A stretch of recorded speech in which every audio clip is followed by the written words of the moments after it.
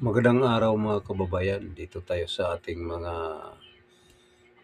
live tayo sa YouTube channel, TV.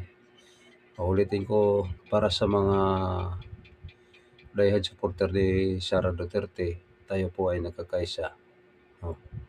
So, sa mga DDS vloggers, mga kasama ko, tutuloy-tuloy lang tayo mga kababayan, no? Sa pag-support. Importante magkakaisa, lalo na doon sa mga OFWs. Tayo po palala. Ang masasabi ko dito ay hindi tayo magkawatak-watak, hindi magkahiwalay-hiwalay, no? Ang mga supporters ni Sara Duterte, and Tatay Digong, no? So, ang pag-usapan natin dito mga kababayan, ah,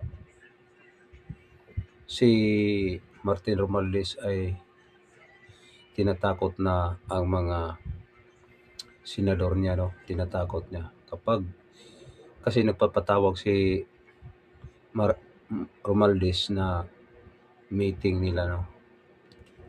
Kasi gusto niya siya ang mamumuno sa babalik siya sa pagka-House Representative, no? So, sasabihin natin dito mga kababayan, tinatakot na ang mga senador, no? Kapag hindi sila umaaten, hindi sila magpirma, mawalan sila ng project. So, ang tanong, may project bang nakikita natin mga kaibigan, no?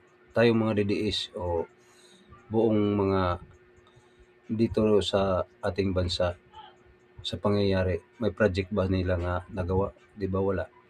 So, saan ba galing yung pera nga inaano nila para lang makalikom naman sila ng pera, no? Kasi ang pakana niya ay magiging sinasabi niya nga, pag hindi kayo pumirma ay wala tayong project, ganun ang ibig sabihin niya. So, kanino ba yung pera? Di ba sa taong bayan, no? Lagi na lang siya ay nangloko sa atin, no? So, lukuhin na lang niya yung sarili niya. Ang kapal ng mukha ni Romualdez, no? Grabe.